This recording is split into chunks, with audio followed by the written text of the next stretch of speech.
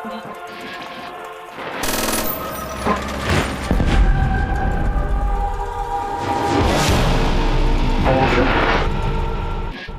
what is up, Wolfpack? Today we're going to be checking out Call of Duty World at War on the PS3 and see how it's doing here in the modern day.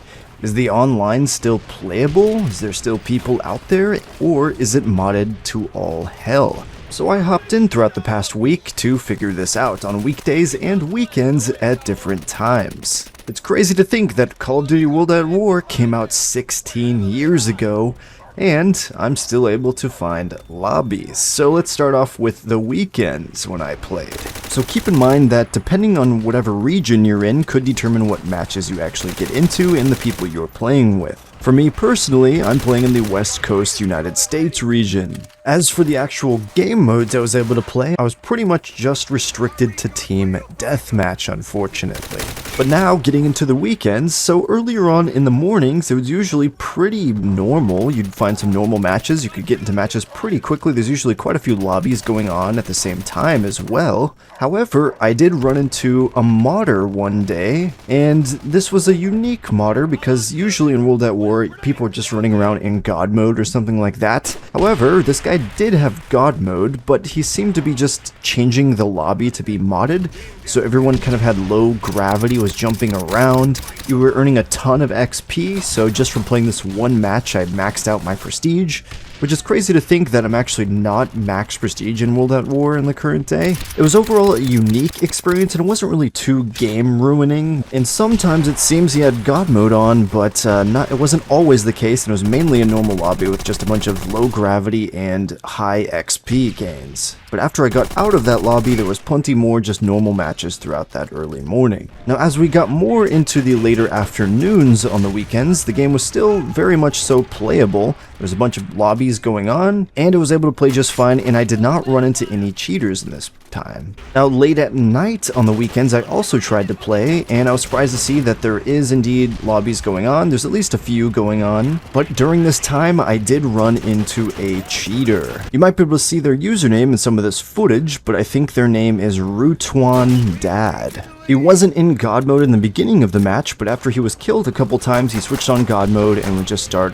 lasering people. So throughout the entire match, we were never able to kill him, and he was just cheating from that point on. If you just avoided him, you could have a relatively normal experience, but it still kind of ruins the match, doesn't it? And late at night on this weekend, I then backed out of that lobby and tried to find others, but it kept putting me back in with that cheater, so I stopped playing multiplayer for the rest of that night. That was the weekend experience. Now let's get into the weekday experience. So a little earlier on in the day, on the weekdays, you can actually find a decent amount of people playing multiplayer in World at War. As it got later on in the day in the weekdays, however, I noticed there'd be less and less lobbies, even just a few hours later. So sort of late afternoon, there was very few lobbies I could actually find, maybe one or two concurrently going on of full players. And then once we got late into the night on the weekday, I basically couldn't find a match at all. I had to search for like 5 minutes straight before I actually got into the one lobby I could find and ended up playing in.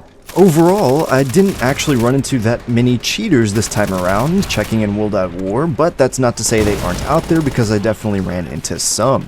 It seems that if you're earlier on in the day on a weekday, you could just back out and find another lobby, but if you're late into the night, you're probably not going to be able to find another lobby necessarily, but on the weekends, there's far more opportunity and players. As for the player pool overall, it was mostly casual players. There's actually a good amount of decent or good players out there, and they usually got on later on in the day or more towards the night. But overall, I really enjoyed checking in on World at War multiplayer and seeing that it's pretty lively out there. For the most part, you just gotta try to avoid those cheaters if you can. Now when it comes to zombies, there was pretty much always people in Nacht der Toten and Der Ries. I tried to check for people playing the cooperative campaign or the competitive campaign, but it seemed that there was only one person throughout all the times I checked that was actually in there, so maybe you could get lucky or just take your friends into it if you really want to. But for the zombie side of things, I was always able to find a zombies match weekday, weekend, morning, afternoon, night, and that was just checking Nacht der Toten because I do not have the DLC installed.